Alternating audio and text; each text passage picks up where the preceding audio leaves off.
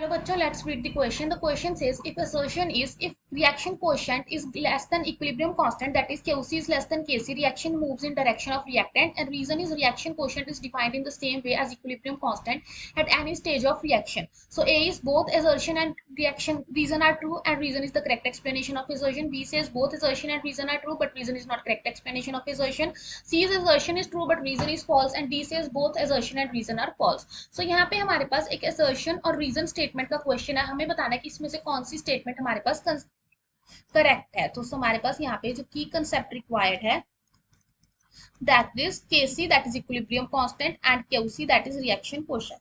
So हमारे पास क्या होता है, इन केस हमारे पास जो Qc है वो इक्वल है Kc के, सो हमारे पास क्या होती है, इक्विलिब्रियम होता है रिएक्शन में। और अगर हमारे पास जो Qc है वो लेस देन होता है Kc से, तो दैट मीन्स फॉरवर्ड डायरेक्शन में जाएगी हमारे पास रिएक्शन, और अगर Qc ज्यादा है Kc से, so that means backward direction. So अब हमारे पास क्या होता है कि जो हमारे पास Q होता है that is reaction quotient, it is equal to concentration of product by concentration of reactant at any stage of reaction.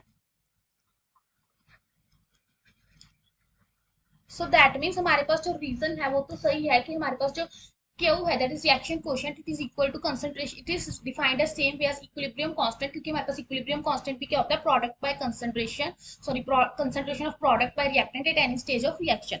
अब हमारे पास क्या है, देखो कह रहे हैं कि जब Kc की वैल्यू ज्यादा होगी तो जो रिएक्शन है it moves in direction of reactant, that means it will move in backward direction. So यहाँ पे असर्शन हमारा रॉन्ग हो गया। क्यों रॉन्ग हो गया, क्योंकि यहाँ पे क्या कह रहे हैं कि Kc अगर ज्यादा होगा तो रिएक्शन रिएक्टेंट की तरफ जाएगी, नहीं उस टाइम पे रिएक्शन कहाँ जाएगी, प्रोडक्ट की तरफ जाएगी। सो अब हमसे क्या कहा गया है, देखो होगा क्या कि अगर हम प्रोडक्ट की कंसंट्रेशन को इंक्रीज करेंगे, उस प्रोडक्ट की कंसंट्रेशन इंक्रीज करने का मतलब क्या है कि हमारे पास ली चैटरले प्रिंसिपल के अकॉर्डिंग रिएक्शन उस डायरेक्शन में जाएगी जहां पे प्रोडक्ट कंज्यूम हो रहा है, दैट मींस हमारे पास क्या होगी, बैकवर्ड डायरेक्शन में जाएगी। सो प्रोडक्ट की कंसंट्रेशन ज्यादा मींस क्यों ज्यादा। सो इसका मतलब हमारे पास असर्शन तो इनकरेक्ट है, बट जो रीजन है वो क्या है, हमारे पास ट्रू है।